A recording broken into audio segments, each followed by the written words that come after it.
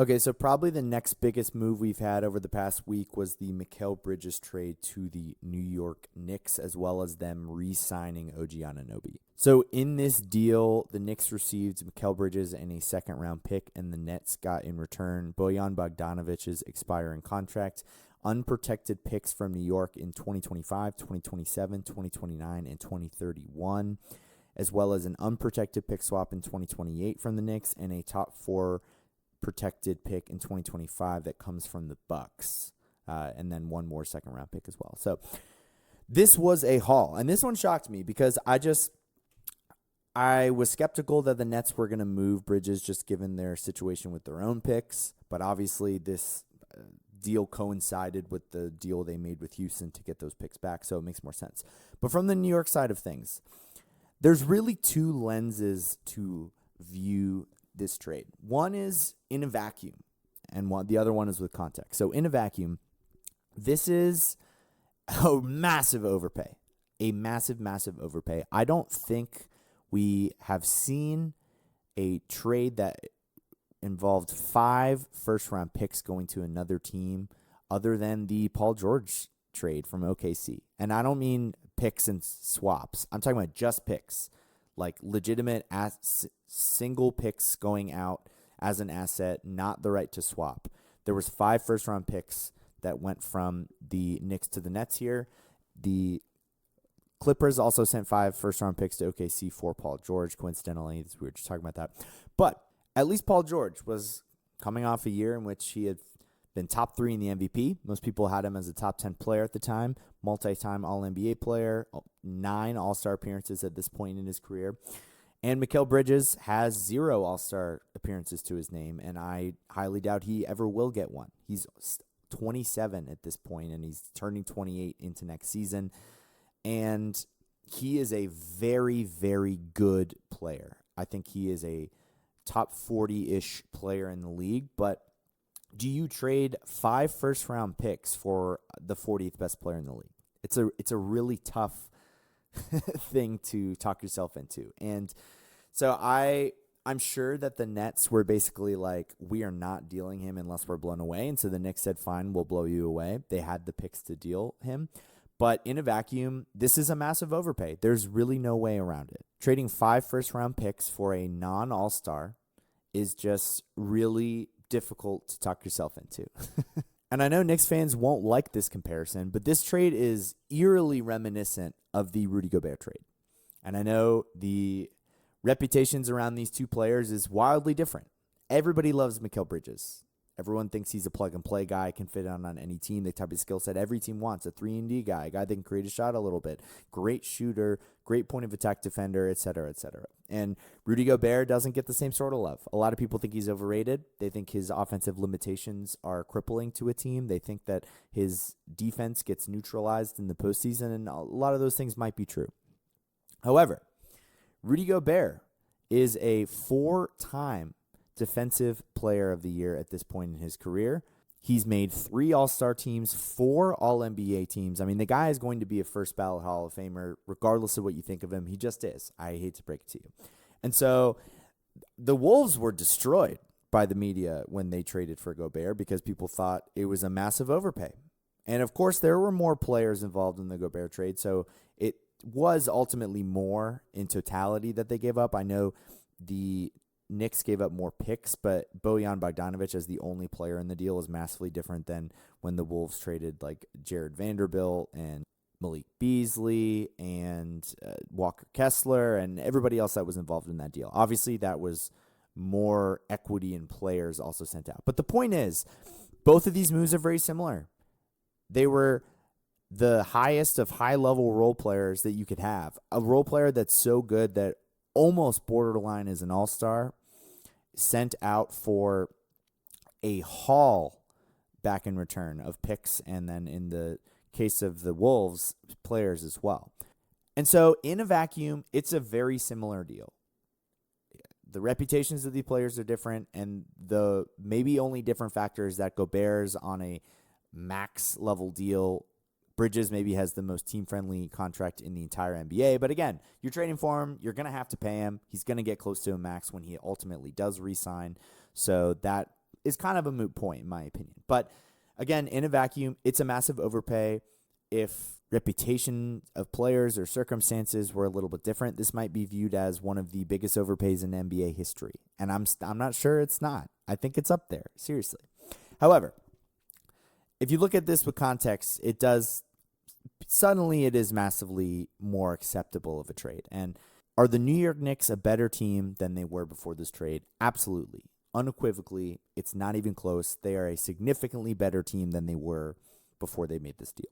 Because Mikal Bridges, aside from the fact that he went to college with 3 of the Knicks' best players and obviously is very close friends with them, and so you'd think chemistry, it'll be a perfect fit across the board. But chemistry aside, skill set, as I said, he is a plug-and-play guy. He will fit in on any team. And the pairing of Mikal Bridges and OG Anunoby on the wing is going to be one of the deadliest combinations of perimeter defenders that we've seen in a really long time, if not ever. It sounds crazy to say, but OG Anunoby is a spectacular all-defensive level defender, and Mikal Bridges is as well, and was even second in Defensive Player of the Year award just a couple years ago. So these guys are devastating defensively. They both are phenomenal three-point shooters, but Bridges brings so much more than that as well. He is a very underrated passer, a very good connector within the offense. He is much improved as a guy that can put the ball on the floor. He's got a very nice little mid-range shot. He can get the basket a little bit. And so the shot creation ability and playmaking that he was able to lean into in Brooklyn should massively help him now that he's going to be back in more of a complementary role. He's probably going to be somewhere in between where he was in Brooklyn and Phoenix. Phoenix, he had much more of a marginalized role. But I think on New York, he's going to be a top 2 or 3 option on the team, probably the third option. But he's just a much better player than he was back in Phoenix at this point, just particularly offensively. And so, of course, this is a dream fit for them. He's just exactly what any team would want. He's going to take so much pressure off the other guys. I mean, this is if you just look at the pecking order of the team now, Josh Hart is now a bench player. Dante DiVincenzo is now a bench player. Those two guys, with Randall coming back and adding in Bridges, now put together one of the best bench units in the entire NBA. Those guys were playing 40 minutes per game for this team in the postseason last year. So the fact that they now become a luxury rather than a requirement for this team to be competent like they were in the postseason is just massive for them. And they desperately needed more guys that can create in the half court. They need more guys that can take the pressure off of Brunson, take the pressure off of Randall, more guys that can put the ball on the floor, that can go score in the isolation. And he does just that, but he does it without bogging down the offense. He can also be a guy that chills in the corner and that just plays within the flow of the offense. So he's just a dream fit for this team in terms of what they want to do. He fits it. Tibbs is going to love him. The guy doesn't miss any games. I think he's played every single game of his entire career to start his career. And so Tibbs is probably going to continue to play him into the ground like he has with other guys, but I think he's built for it. Unlike some of the other players, like Anunoby, for example, very injury-prone guy. And they re-signed him for about $42 million a year, which seems like a lot of money, but it was a move they had to make because you don't trade for Bridges just to lose Anunoby. But this is insurance for Anunoby because we know what he brings to the table defensively, but Bridges is just as good on that end of the court and even better offensively. And so those guys flanking out on the wing next to Brunson running the show offensively, they're going to be so good defensively that they'll be able to hide some of the deficiencies that Brunson has there. And there's so much to like about this team in terms of their depth and their high-level players that they have.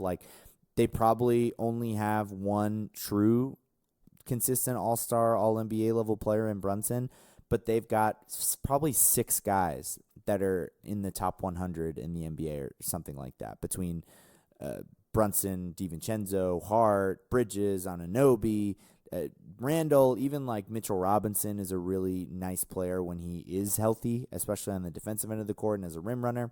So the Knicks should be really good next year, even better than they were last year. We knew they were going to be better once they got Randall back and just actually if they put a healthy season together, because last year they were really banked up, especially in the postseason. But adding Bridges to this group, he's on the same timeline as the rest of their guys. They've got a 3 to 4 year window here with this group. But the question then becomes, can they contend? Because this is an all-in move for them. I know they had a lot of picks to trade, and they didn't technically trade all of them, but they did trade all of their own available picks to trade. So they don't have any more picks that they own that they could trade, but they have some picks from other teams. But it's rather deceiving. They technically have 2 other first-round picks, one they acquired from the Pistons, one from the Wizards.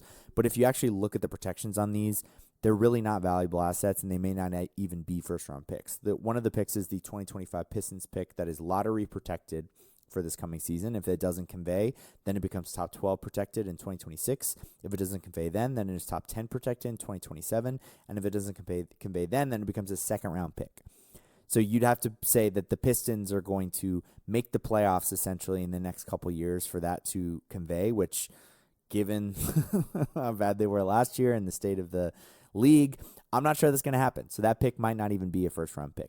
The other pick that they own is the 2025 Wizards pick that is top 11 protected. That is certainly not conveying next year. And if it doesn't, then it becomes a 2026 top 9 protected pick, which I do not think that's going to convey either, which then it becomes a second-round pick. So they really have no first-round picks to trade anymore, because the only 2 picks that they still own are picks that likely will not convey and will eventually turn into second-round picks. So it's not like they have no assets. They still have a lot of second-round picks they can deal. Those picks are still tradable if they really wanted to. They have some swaps they can still trade. And, of course, they have movable contracts. I mean, DiVincenzo's on a super team-friendly deal. Josh Hart's on a totally fine deal as well. And there were rumors that Mitchell Robinson was being shopped earlier in the offseason as well. So the point is, it's not like they don't have any moves they could make, but they're super limited. Like, there were a lot of talks about, like, if Embiid eventually wanted out or Giannis eventually wanted out, the Knicks would be in prime position. Like, those are no longer plausible for this team. They cannot make trades for that level of player because they just don't have the draft capital to pull it off.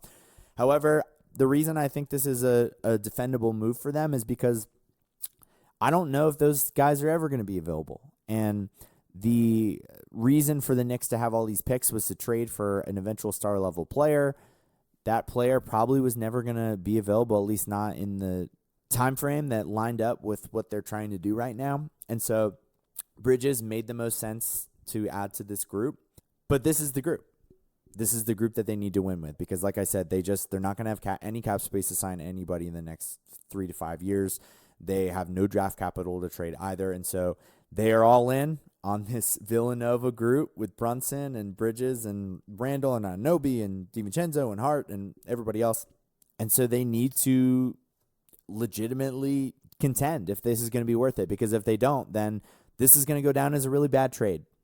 Because it's just so many picks to add to a group that if they don't ever make a conference finals or anything like that, it's not majorly different than what the Clippers did for Paul George or what the Nets did for James Harden. Like, they gave up all these picks and never were able to really get over the hump with it. And so we'll see if they can do it. I think that they are much improved, as I said. They really need to get another center, in my opinion. Hartenstein left, which I'll talk about that addition to the Thunder a little bit later. But all they have is Mitchell Robinson now, who is probably one of the most injury-prone players in the entire NBA. He's averaged just 53 games played over the last 4 years, has played over 60 just once in that span. He has 2 seasons where he played only 31 games. He was hurt in the playoffs this past season as well. Like, the guy is just a walking injury waiting to happen. And so they cannot rely on him as their only, like, viable starting level center. They obviously need to add a backup to him, but I think they need to add someone who's not just like a replacement level backup. I think they need to basically have a second starter like they did with Hartenstein. That's why that combo worked so well, because they were both good enough to start.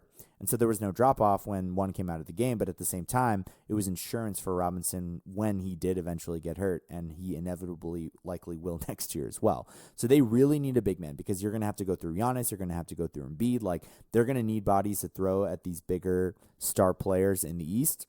And so Robinson's not going to be good enough on his own because he's probably not going to be available.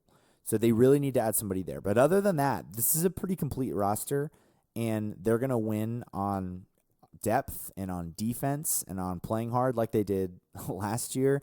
But they'll have much more star power with Randall coming back and Bridges coming in. Not true star power level players, but a lot more than what they had last year. And they should be even better defensively with Bridges in the fold now. So am certainly not going to pick them to beat Boston. I still think they are head and shoulders above New York and anybody else in the East right now.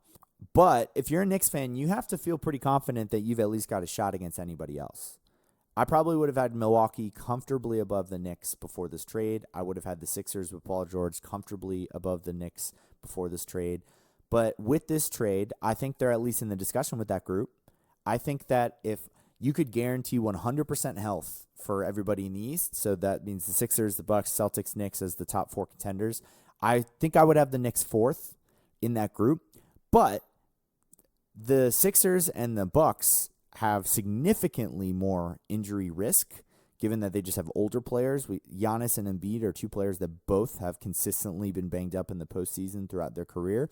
Then you throw in Paul George and Damian Lillard, 2 other guys that are into their mid-30s that both have suffered a lot of injuries in the recent years of their career as well. So given that, I think that evens the playing field for New York a bit, because I know the Knicks were really injured last year, but they've got more players that are typically more durable. They have more younger players, and they're deeper as well. So they can overcome injuries a little bit better than those 2 other teams can. So I think ultimately those 3 teams are going to battle it out for who can dethrone Boston. I think they're all relatively in the same level. Like I said, I would pick the Sixers or the Bucks as the better teams in a vacuum if fully healthy, just because I think they've got more star power, more experience, and I just trust a lot of their guys more than I do the Knicks in the postseason. However, with their injury track records, I think the Knicks are in prime position to take advantage of that. I think if the Bucks or Sixers have any of their key guys miss time in the postseason, then I would pick the Knicks to beat either of them at that point.